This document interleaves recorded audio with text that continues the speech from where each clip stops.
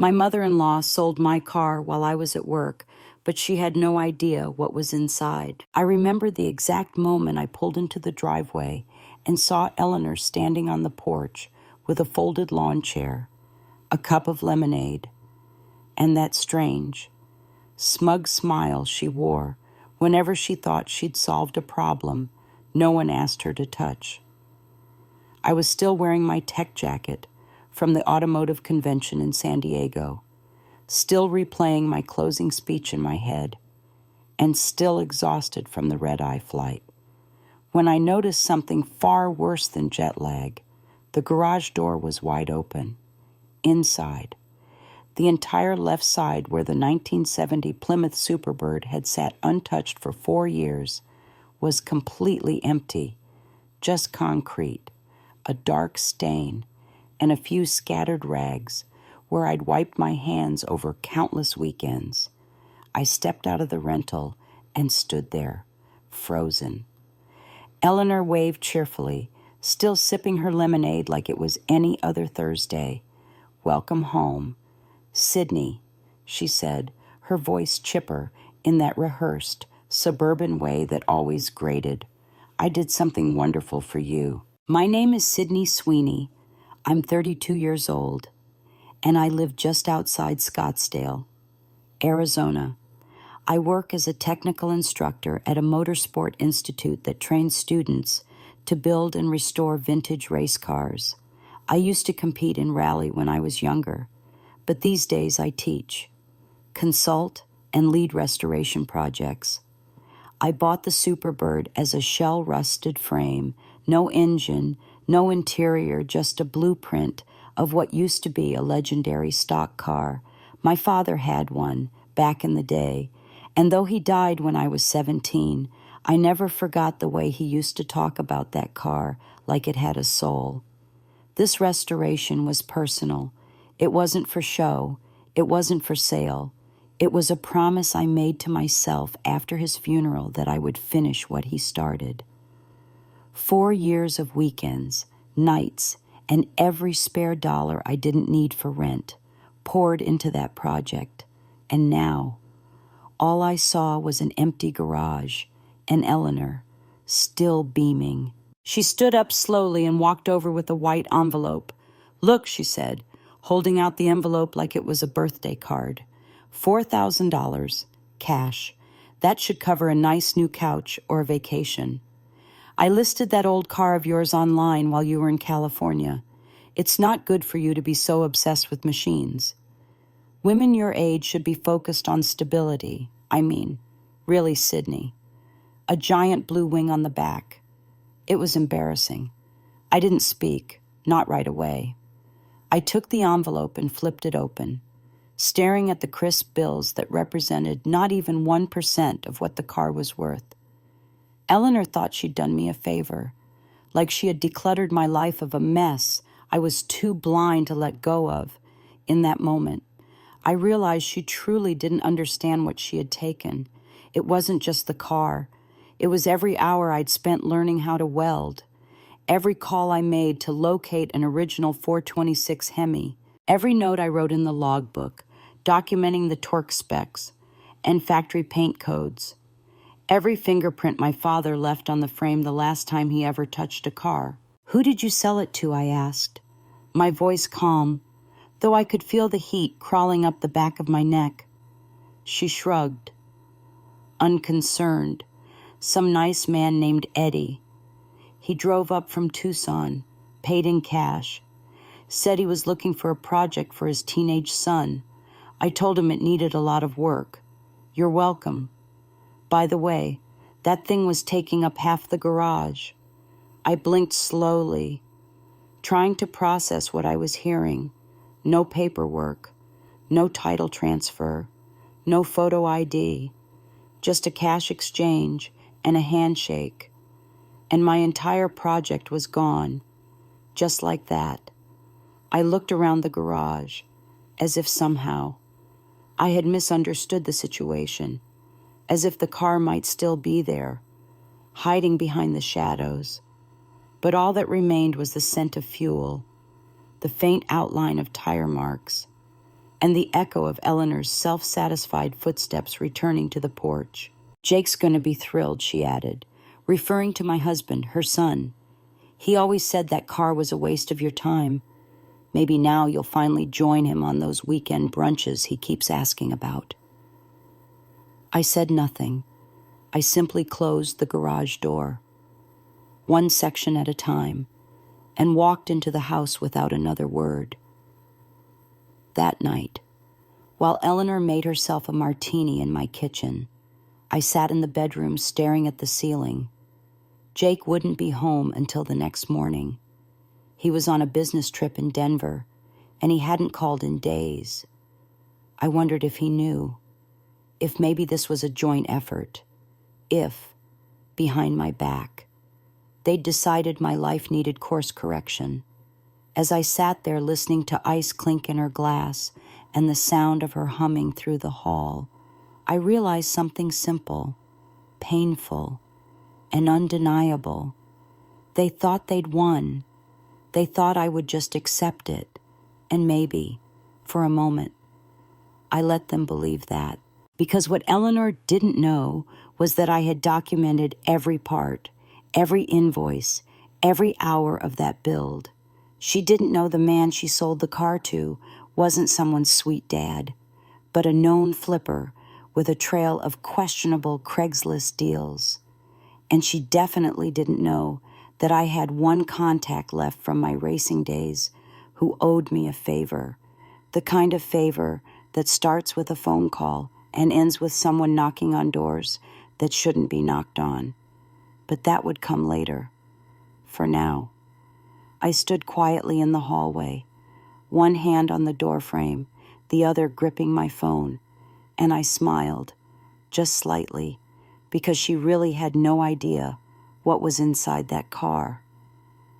I waited until Eleanor was asleep in the guest room before I walked out to the garage, barefoot, holding nothing but my phone and a worn-out composition notebook I had filled with every detail of the Superbird's restoration.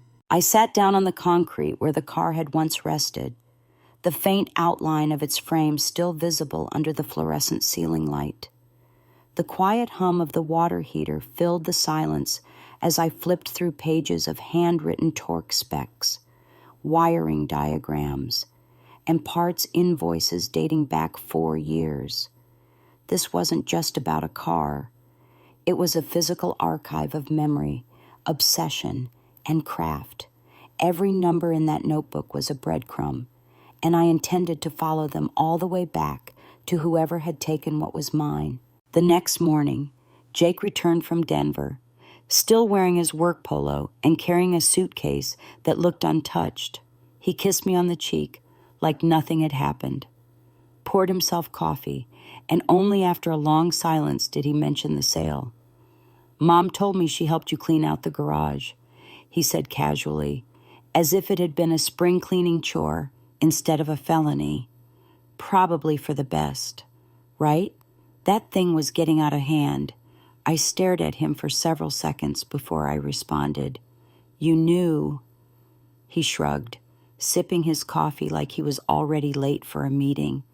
"She mentioned something before I left. Honestly, I didn't think you'd care this much. It's just a car." Sid, that sentence was like a nail dragged across the paint of everything I had built. I didn't raise my voice.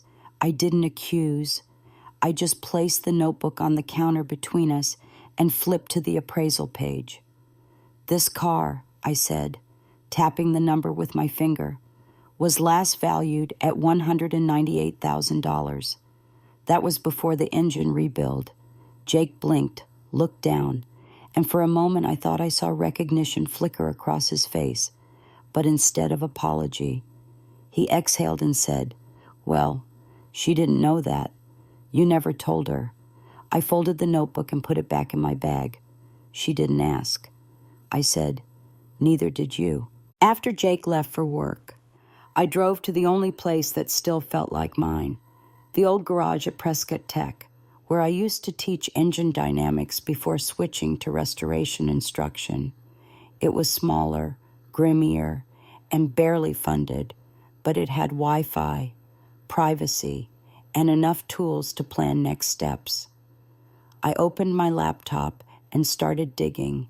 I knew Craigslist would have deleted the original listing, but I had something better: Eleanor's browsing history. Before she went to bed, she had used my office desktop to check her email. I retrieved the browser cache and found the original Craigslist link, along with a phone number listed in the text. It wasn't much, but it was a start. I texted one person. His name was Troy. He used to be my student, back when he was 19 and too cocky for his own good, these days. He worked full-time at an engine shop in Phoenix that specialized in vintage powertrains. If anyone in the underground flipping scene had heard of a '70s Superbird getting scooped up cheap, it would be Troy. Within an hour, he texted back. That wasn't just any buyer, he wrote. That sounds like Eddie Morrow. Guy's a predator. Runs fake family Craigslist plays. Pays cash for cars women sell by accident or spite. He's been kicked out of 2 collector forums already. I felt something shift in me. Not rage, not sadness, but a kind of quiet, cutting clarity. This wasn't just about Eleanor anymore. This was about a man profiting off women like me who had something taken from them and didn't have the knowledge, money, or energy to get it back. Eddie was good at what he did, and he didn't expect someone like me to know what he was. But I did. I opened my phone, found Detective Leona Hart's number, and hit call. We hadn't spoken in 3 years, not since she helped me press charges in a case involving counterfeit parts at a track build. But her voice was the same, direct, alert, efficient. "Sydney," she said, "is everything all right?" "Someone stole my car," I replied, not with a crowbar, with a smile and a stack of cash handed to someone who had no legal right to sell it. I gave her the story, all of it, from the garage to the lemonade to the Craigslist ad. She didn't interrupt, didn't question my tone, didn't minimize the emotion behind the facts. When I finished, she said only one thing: "Send me what you have." I forwarded her the Craigslist link, the number, and the video footage from our doorbell cam that showed Eddie's truck pulling into the driveway while I was away. A license plate. Partial, but enough. Leona called back later that afternoon. "You're not going to like this," she said. "That truck belongs to a shell company registered out of Nevada. Same one tied to 3 other family car disputes in the last 12 months. I leaned back against the shop wall, staring at the ceiling fan spinning slowly above my head. The pattern was bigger than I thought. I had stepped into something deeper than personal betrayal. And now, like it or not, I was in the middle of a story that wasn't just mine. I wasn't sure how it would end. But I did know one thing for certain. Eddie had no idea the kind of woman he had just robbed. Jake came home late that night after drinks with a client, the kind of outing that blurred into his daily life so often I'd stopped asking whether it was necessary. He walked into the kitchen, still laughing at something someone had texted him, dropped his bag by the door, and poured himself a glass of water, like nothing about our lives had just imploded. I waited until he sat down at the counter and took off his watch before I spoke. "Eddie Morrow," I said calmly, my voice steady like I was reading from a textbook. "That's who your mother sold the car to. He's not a sweet dad. He's a professional flipper with 3 pending complaints across 2 states. He uses fake listings, cash buys, and ghost addresses. Leona's investigating him now." Jake looked up slowly, eyebrows pulling together like he was trying to decide whether this was a conversation he had energy for. "You talked to the police?" I nodded, keeping my tone flat. "Yes, because that's what you do when someone sells your property without permission." He rubbed his face, sighing like I had made his life harder. Not like his family had stolen mine. You're blowing this out of proportion. Sid, my mom was just trying to help. And okay, maybe the guy's shady, but you left the car in the garage for years like some forgotten shrine. I didn't flinch. I just stepped around the counter, opened my laptop, and pulled up the folder labeled Superbird Build, Full. Every photo was time-stamped. Every part had its serial number. Every note was cross-checked with receipts and restoration manuals. I turned the screen toward him and let the silence stretch. This, I said, is not a shrine. It's a 4-year mechanical and historical documentation of one of the rarest stock cars ever produced. It's also a legacy build, my dad's last dream, and I was 3 weeks from completing it. Jake stared at the screen for a few seconds, then looked away, like it was too much information or too much emotion, or maybe just too much proof that he'd underestimated the person he lived with. I didn't know, he said, softer now, almost apologetic. But it wasn't real. It wasn't responsibility. It was fatigue. You didn't ask. I repeated, not with anger, but with a kind of resignation that felt heavier than any scream. In 6 years of marriage, you've never asked why I chose this car or what I was building toward. You called it my hobby, a thing I did to avoid brunches and wine tastings and weekend couples hikes. You never once saw it as work. He looked frustrated now, like he wanted to argue but didn't have the language to challenge what I just said. I just wanted a normal life. He finally muttered, "Not everything has to be a crusade." I closed the laptop gently, slid it back into my bag, and stood there in the kitchen that still smelled like the garlic pasta I'd made 3 hours earlier. I don't need everything to be a crusade, I said, but I do need it to be mine, my choices, my time, my garage. And when someone takes that from me, especially without consequence, I don't just move on, I rebuild. Jake pushed back from the counter and stood up, looking tired and lost in equal measure. So what? You want to press charges? Send my mom to jail. I held his gaze, unwavering.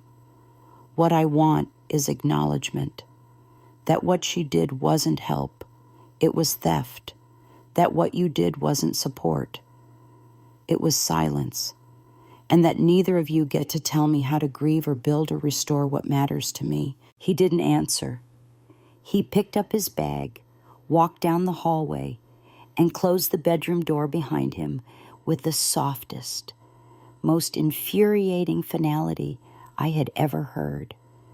That night, I slept on the couch with my phone on my chest, waiting for a call from Leona that didn't come. But the next morning, there was a text. She'd run the plate, followed a credit card trail from a gas station in Maricopa, and found a transaction that led to a private auction house 2 towns over. The name on the bill of sale was Victor James, a known collector, legitimate, careful, someone who often consulted with restoration experts before purchases.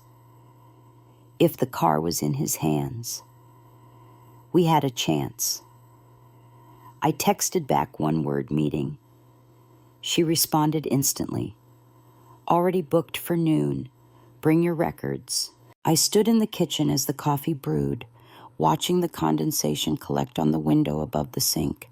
The house was quiet, too quiet, and even though I hadn't spoken the words out loud, I knew something between Jake and me had cracked in a way that wouldn't mend.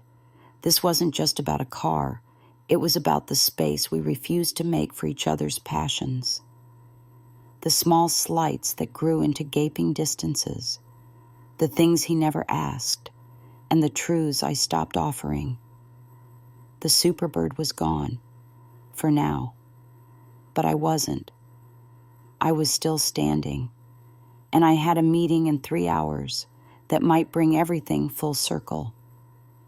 The building didn't look like much from the outside. beige stucco, no signage. A simple glass door that clicked softly when I pulled it open, inside. However, it was another world. Polished concrete floors, framed vintage car posters lining the walls, and in the center of the room behind a minimalist walnut desk sat a man in his early 60s, hair silver but well kept, wearing a pressed shirt and no tie. Victor James stood as I entered, offering a hand with the calm certainty of someone who knew his role and played it well. He didn't ask unnecessary questions, didn't lead with small talk. He simply gestured for me to sit and opened a folder on his desk before speaking. I understand from Detective Hart that this is regarding a 1970 Plymouth Superbird, Hemi blue, custom block build, matching chassis number, ending in 81G. I nodded once, trying to keep my voice level. Yes, that car was stolen from my garage last week, sold without my permission by someone who had no ownership rights. He flipped the folder toward me. Inside were high-resolution photos, appraisal sheets, and a copy of the bill of sale he'd received from the auction house. Everything looked clean, legal, even admirable. If I hadn't lived through the theft, I might have thought the transaction was above board myself, but the name listed as the seller wasn't mine. It was Eddie Morrow, using a fabricated LLC registered in Nevada. Victor watched my eyes as I processed the paperwork. He didn't speak until I looked back up. I'm a collector, Miss Sweeney, but not a thief. I've worked in this space for 30 years and have a strong interest in keeping the restoration community honest. When Leona explained your situation and sent over your documentation, I reviewed it immediately. There's no question that your records are authentic. You rebuilt that car, and I want to help return it. The calmness in his tone surprised me. He wasn't defensive or reluctant. He was, if anything, embarrassed. He reached into his drawer and retrieved a small leather-bound notebook. The car is currently stored at my secondary facility, about 15 minutes from here, under lock, climate control, untouched since it arrived. I had my team perform a routine inspection, but no changes have been made. Once I understood this was disputed property, I placed a hold on any future appraisal or display. I exhaled slowly, unsure whether it was relief or disbelief. So what happens now, I asked, legally? The case is with Scottsdale PD. Leona's filed a property theft report, and we're compiling a timeline. Since you have proof of ownership and the sale occurred without consent, this qualifies as conversion and possibly grand theft, depending on the final appraisal value. The auction house that sold it to me is cooperating as well. They've already released internal logs, payment trails, and shipping details. There's a clear chain from you to Eddie to them to me. Once the investigation is finalized, the car will be returned.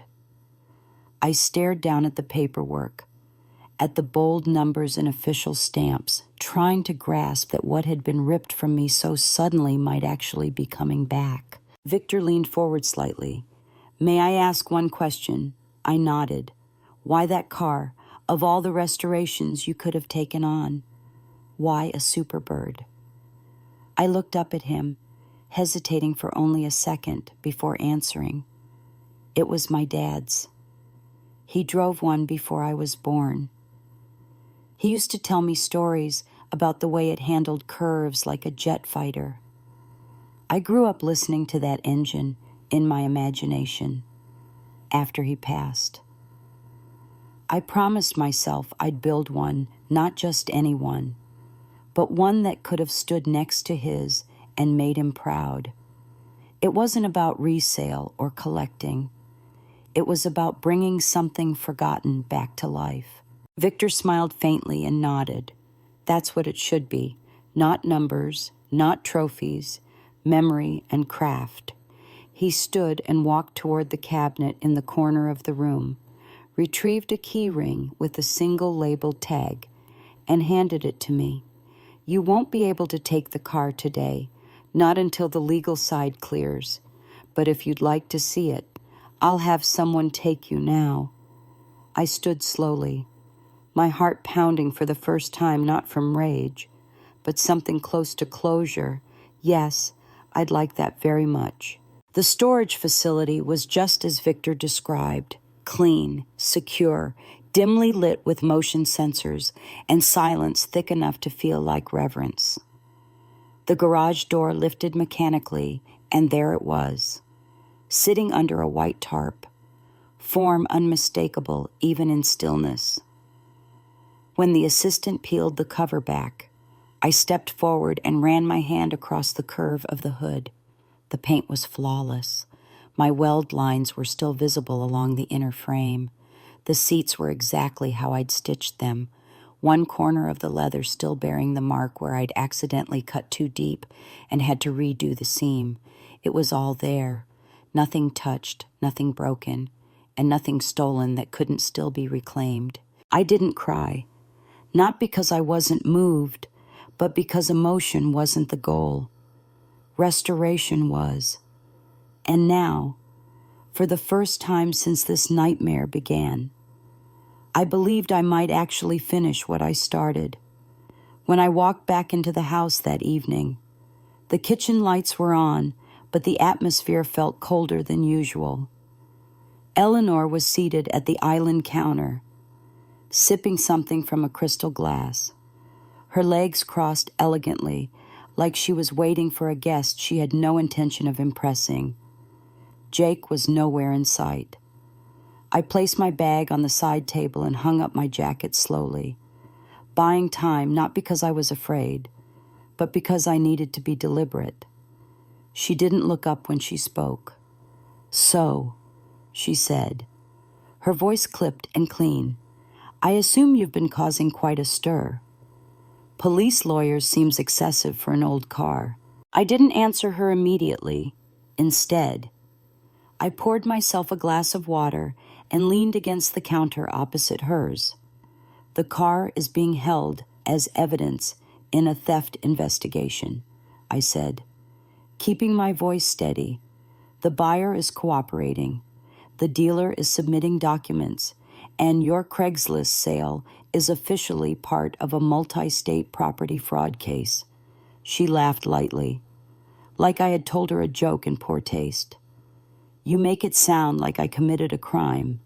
I was helping you. That car was a burden. You spent every weekend alone in that garage, like it was some kind of bunker. It wasn't healthy." I pulled the folded paper from my bag and placed it gently on the countertop between us. "That burden," I said, "was appraised at just under $200,000 last year, and that was before I completed the final chassis mount. You sold it for $4. Her face shifted, just slightly, the confidence cracking under the weight of facts. "You're exaggerating," she said, but there was no strength behind the words. I opened the document, slid it toward her, and pointed to the notarized valuation sheet from a certified classic car appraiser. She didn't touch it, didn't even glance, just stared ahead, lips thinning. "You didn't ask," I continued, "and you didn't care. You decided what mattered to me was embarrassing, and you acted like you had the right to fix it. That wasn't help. Eleanor, that was theft." Her glass clicked as she set it down, sharper than necessary. "I'm your mother-in-law. I thought I had some say in how my son's house is maintained." I raised an eyebrow. Calmly, "That's the problem. You think your son's house is your house, that his marriage is yours to supervise, that my time, my work, and my passion are yours to evaluate. But they're not. And now the law is going to show you that in language you can't smile your way out of." The room stayed still for several long seconds. Then she stood, slowly, smoothing the hem of her blouse like the conversation hadn't just stripped her illusions bare.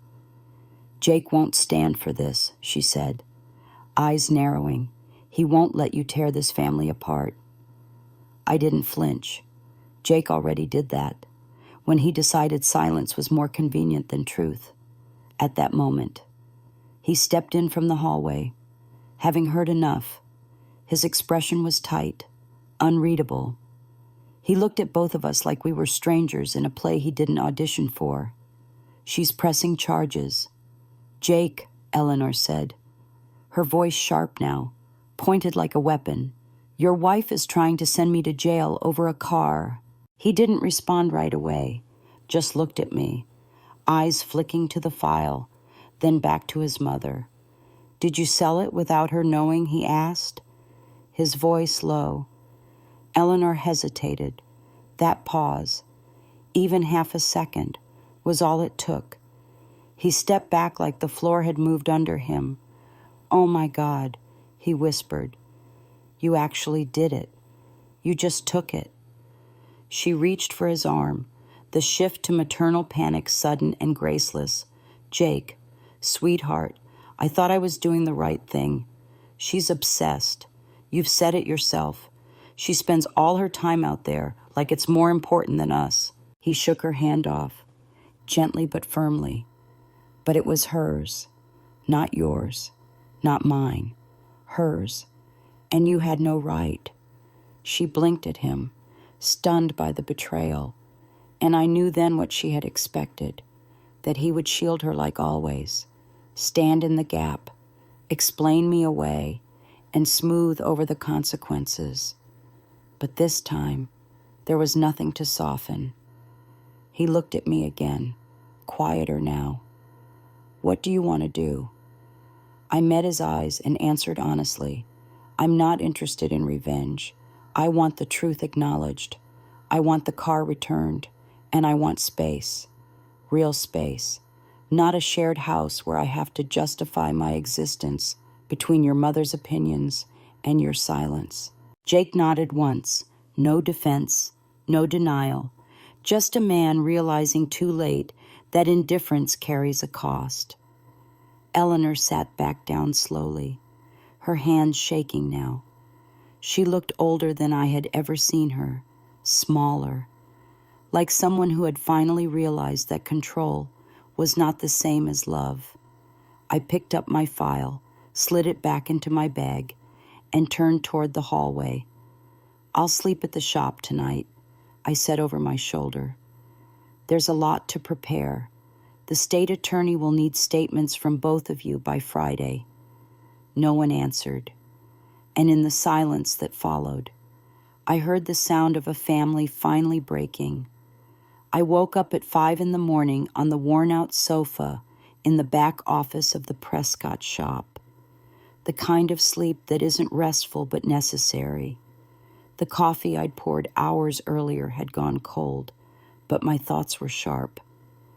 I opened my laptop and saw the subject line from Leona sitting in my inbox, confirmed. Attached were scanned records from the dealership, transport logs, payment receipts, and a recorded call between Eddie and the auction rep. The documentation was airtight. Every trail linked back to a fraudulent sale initiated by someone who never had legal ownership. It wasn't just a family dispute anymore. This was a felony-grade property transfer, and the district attorney's office now had it in writing. Leona called a little after 7. Her voice was steady as always, calm and clipped, but there was weight behind her words. Sydney. The DA has accepted the complaint. They're preparing charges for felony conversion, likely first degree, due to the valuation.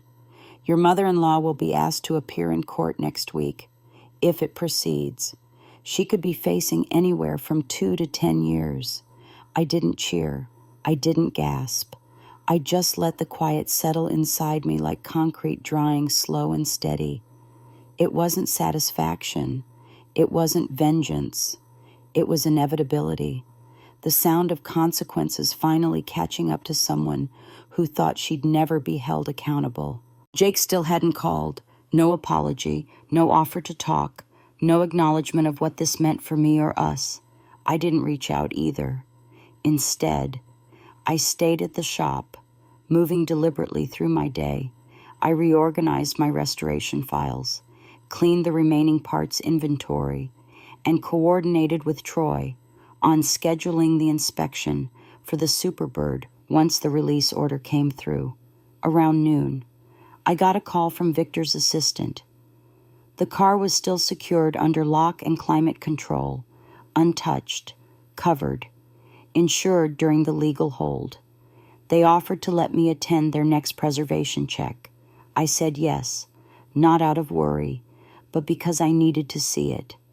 I needed proof that something I built hadn't vanished, even if the rest of my life was being disassembled piece by piece. Later that evening, I finally heard from Jake.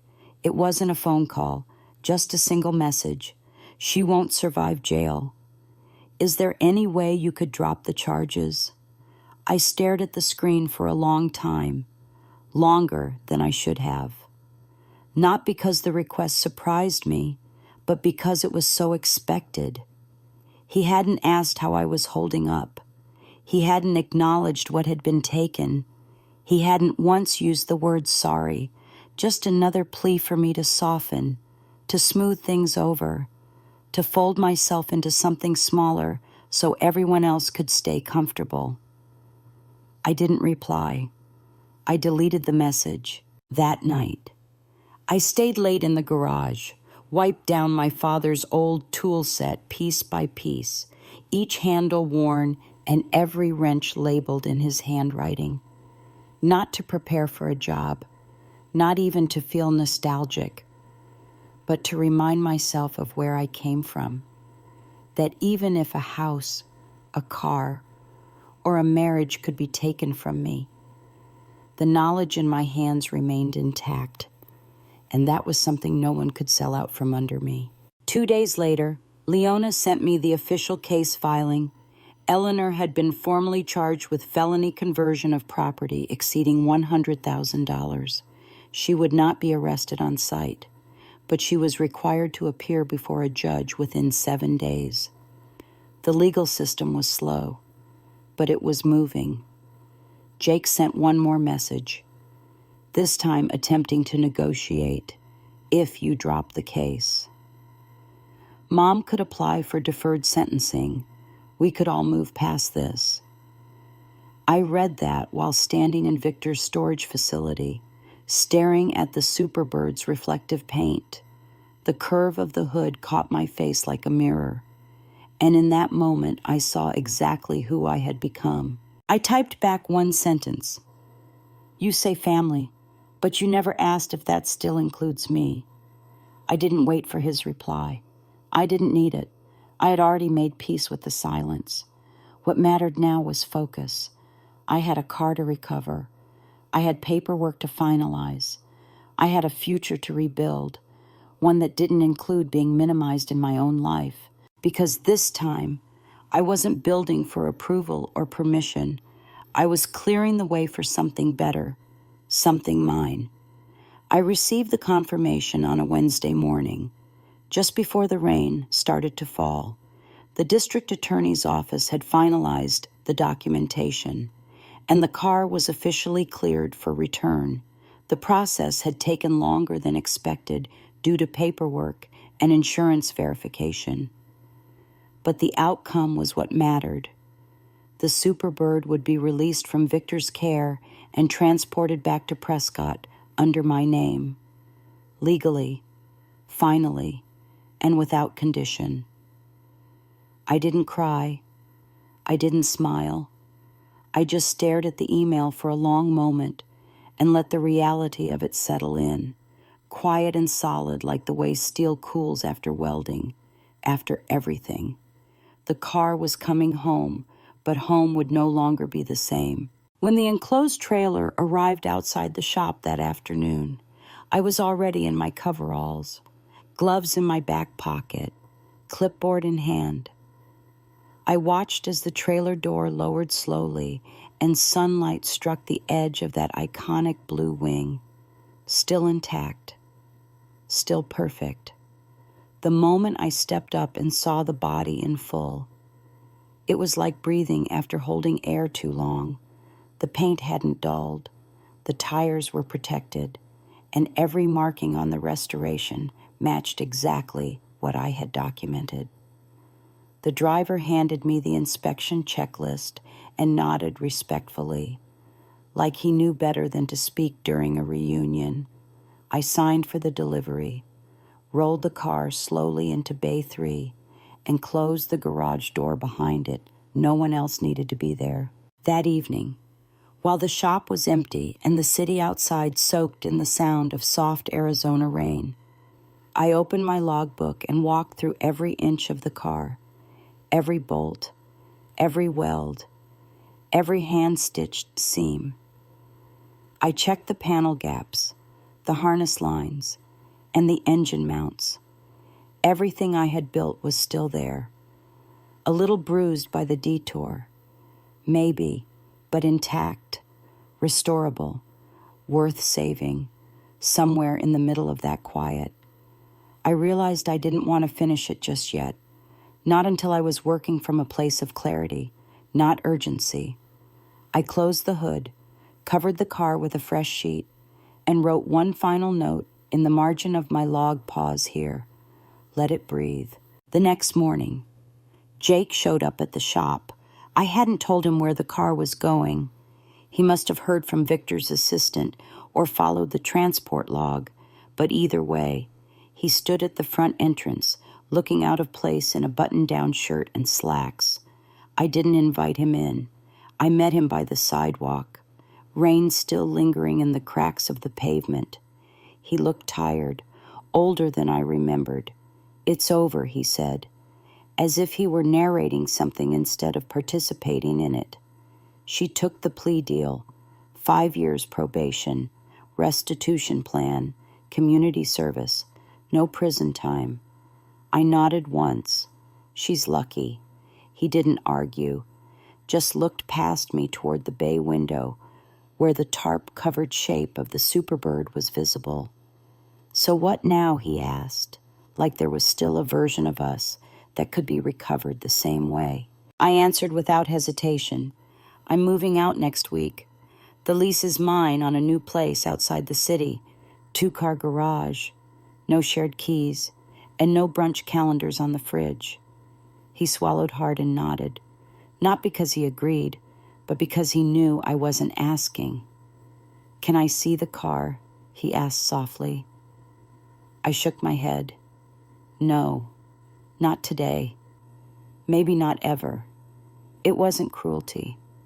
It was boundary. I gave him a long look and added, "You never asked to understand it when it mattered. You don't get to admire it now that it's safe again." He took a slow step back, nodded once, and walked away. No fight, no scene, just quiet ending. The kind that doesn't need shouting to be permanent.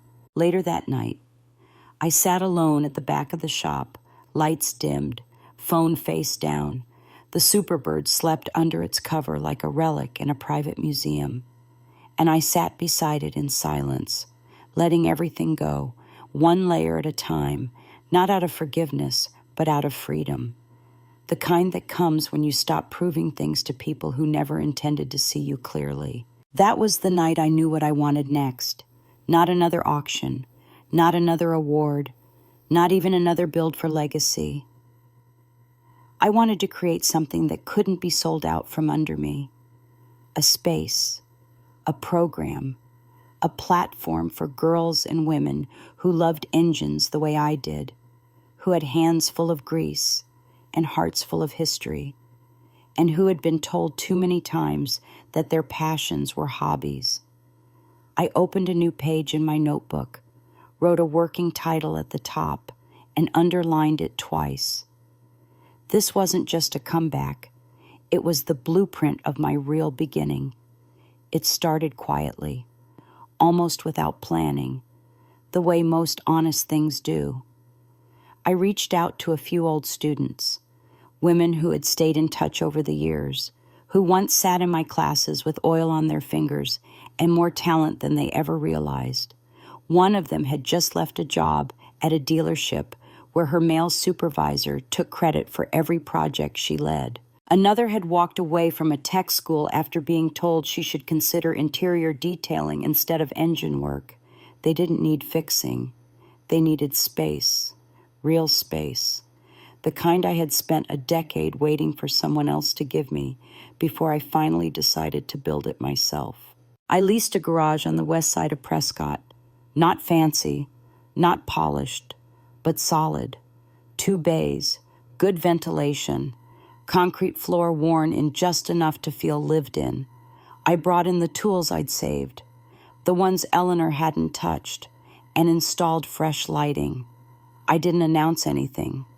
No press release, no logo, no big campaign.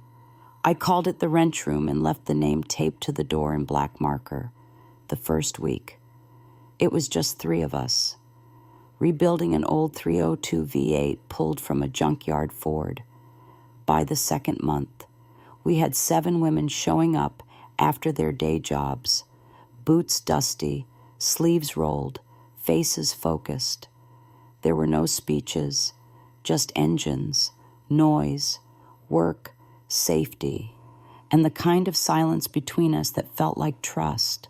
Victor visited once out of curiosity. He stood by the door, watching one of the girls remove a cylinder head with precise rhythm and perfect torque. He didn't interrupt. When he finally spoke, he said, "This is rarer than any collector piece I've ever seen." I smiled, wiped my hands, and handed him a wrench. "That's the point," I said. "We're not collecting anything here. We're building people back up." He donated 3 rolling tool chests the following week. Meanwhile, the Superbird remained untouched. I kept it covered in the back bay, checked on it weekly, but didn't turn a single bolt. It was no longer a project. It had become a reminder, not of loss, but of everything I had carried through that loss and still managed to protect. A few visitors asked about it, eyes wide at the silhouette under the canvas. But I never offered details. I let them focus on their own builds, their own noise, their own timelines. I wasn't ready to put that story back on display. Not yet. Jake sent one more message in the early spring, shorter than the last. "I'm seeing someone. She works in marketing, appreciates the simpler life." I read it twice and deleted it without response. It didn't hurt. Not because I didn't care, but because there was nothing left inside me that needed closure from him. Some stories didn't need dramatic endings, just clarity and distance. Eleanor never reached out. I later heard she completed her community service hours by volunteering at a historical archive. I wondered if she ever filed anything about muscle cars or engine patents, if she ever touched a folder with my father's last name, or felt the ghost of her mistake settle in her chest. But that was her story to live, not mine to imagine. The wrench room kept growing. One of the women, a single mom from Flagstaff, rebuilt her first carburetor with her toddler sleeping in a pack and play near the tool wall. Another had never touched a socket wrench before walking through the door. And within weeks, she was rebuilding a differential with more confidence than most of the apprentices I used to train. We didn't talk about revenge. We didn't talk about proving anything. We just worked. We taught each other. And slowly, quietly, we healed. On the 6-month mark, I stayed late alone. No one else around. The air smelled like gasoline and hope.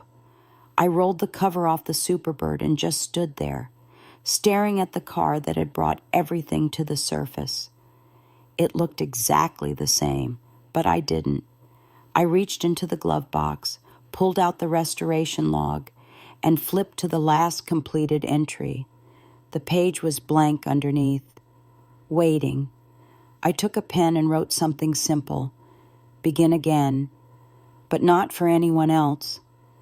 Then I closed the book, hung my gloves back on the hook, and turned off the lights. The car could wait. My life wouldn't. Spring in Prescott feels different when you're no longer waiting for permission to live your life. The air is dry but clean, and the mornings come early, sunlight pushing through the garage window long before I'm ready to start the day.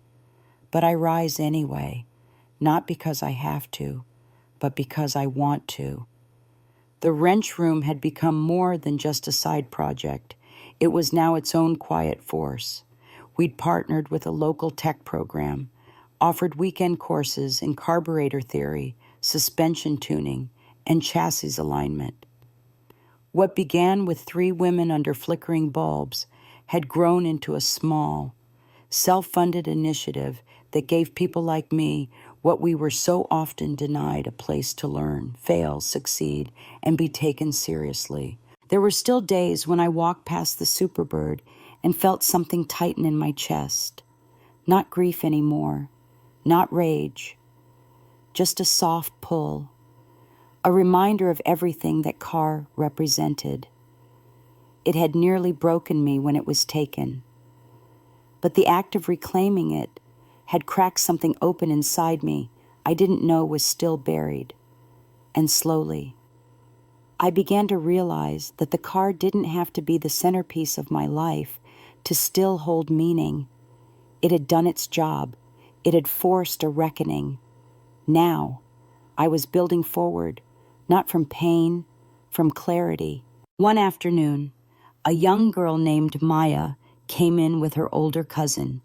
Maya was maybe 15, small but sharp-eyed, the kind of curiosity that doesn't show up in test scores but explodes when handed the right challenge. She didn't say much at first, just hovered near the tool bench, watching the others turn sockets and check torque readings. Eventually, I gave her a broken alternator and asked her if she wanted to figure out what was wrong with it. Her eyes lit up like someone had just handed her a key. Within 2 hours, she had disassembled it, found the damaged diode, and asked where she could learn more. That moment stayed with me longer than any award or title I'd ever earned, because I recognized the silence in her, the one I carried for years, the one that tells you not to take up too much space. And I watched it shift. Later that week, I received an invitation to speak at a regional automotive expo, not as a panelist, not as a +1, but as a keynote. The request was for a talk on legacy builds and women in restoration. The irony wasn't lost on me. The very industry that once ignored me now wanted to showcase my story. I thought about declining. I didn't need the spotlight. I was content in my shop with my people and our work. But then I thought of Maya and every other girl who might be sitting in that audience wondering if her presence in a garage was a mistake. I accepted the invitation, not to prove myself, but to show them what survival can become when you stop asking for seats and start building your own table. On the morning of the event, I walked into the expo hall in jeans, boots, and a black button-down with oil stains that wouldn't wash out no matter how many cycles I ran them through. I wasn't trying to impress anyone. I was showing up as myself when I took the stage. I didn't tell them about Eleanor or Jake or the lawsuit. I told them about rebuilding a Superbird from a rusted shell, about finding my father's notes buried inside an old toolbox, about the first time I turned the ignition and felt the rumble vibrate through the frame. I told them how the car was stolen and recovered, but that the real theft had nothing to do with metal or money. It was time, confidence, voice, and how I took it back, one wrench, one cut, one silence shattered at a time. After the speech, I stepped outside to get air. The expo center was too polished, too loud. I needed concrete, dust, ground. I pulled out my phone and saw a message from Troy.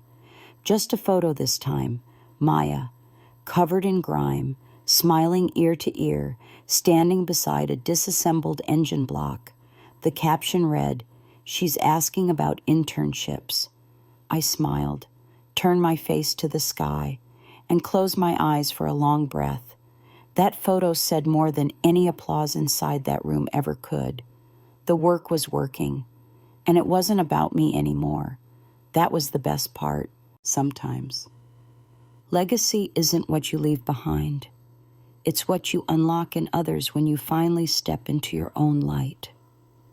6 months after the Superbird was returned, I finally uncovered it again.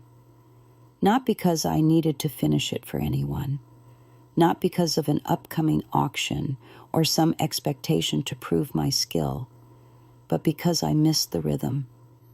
The sound of tools clinking in the tray, the hum of jazz crackling through the garage radio, the quiet focus of shaping something with your own hands.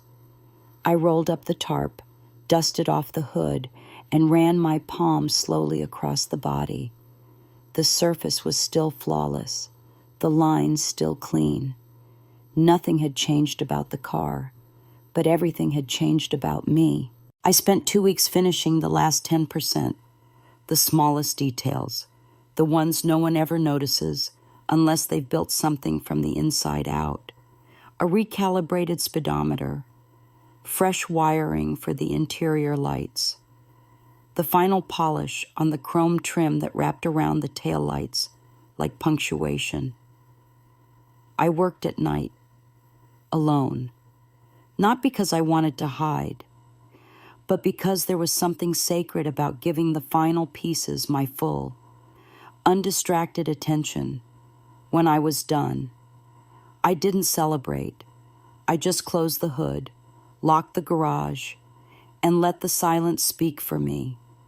The project was finished, not because it had to be, because I was ready. 1 week later, I sold it, full provenance, documented restoration, verified by Barrett Jackson, and logged with every receipt from the first bolt to the last.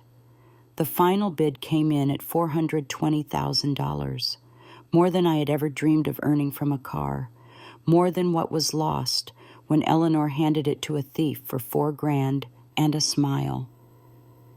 But the number didn't matter. What mattered was that I had done it my way, on my time, and without compromise. The funds went straight into the wrench room, new lifts, expanded tools, a scholarship fund. I didn't keep $1 for myself. I didn't need to. I had already gotten everything I came for. Jake never came to the auction. I'm not sure if he even knew. If he did, he didn't reach out. By then, the divorce papers were finalized, the house sold, and the last box of my belongings moved into a modest one-bedroom place on the outskirts of town. It wasn't fancy, but it had 2 things that mattered to me more than any open-concept kitchen or high ceilings. It had a key no one else held, and a garage I didn't have to ask permission to use. Eleanor's probation had been extended due to a missed payment on her restitution schedule.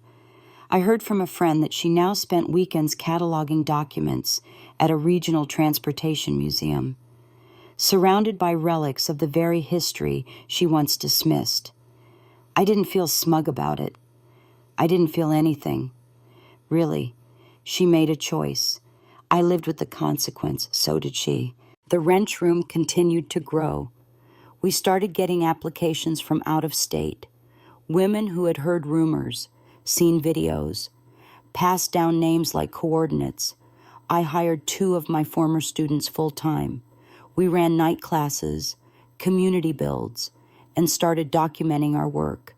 Nothing fancy, just truth, real hands, real work, real people who had been underestimated too many times and had finally stopped waiting to be validated. One night after class, Maya came up to me, grease on her cheek and dirt under her nails, and asked, "How do you know when something's done?" I thought about the Superbird, about my marriage, about every project I ever walked away from or rebuilt from the ground up. I looked at her and answered honestly. When it stops asking for your energy, when it starts giving it back. The next morning, I sat on the back steps of the shop, coffee in hand, sun just coming up over the hills. I could hear the wind shift through the nearby junkyard, a soft echo of metal against metal. Somewhere, someone else was beginning their first restoration, their first late night under fluorescent light, their first real shot at doing something no one believed they could. And I smiled, because I remembered what that felt like, because now I could offer more than advice. I could offer a place, a map, a story. So yes, my mother-in-law sold my car while I was at work. She had no idea what was inside, and neither did I, because what she handed to a stranger wasn't just steel and paint. It was everything I'd been quietly building: resilience, skill, identity, and purpose. She thought she was getting rid of clutter. What she actually did was light the fuse that forced me to rebuild my life from the frame up. And I'm glad she did, because the version of me that existed before the theft would have never built this. And maybe that's the question we should ask ourselves when something precious is taken from us. Not just how do I get it back, but what was I meant to build because of it?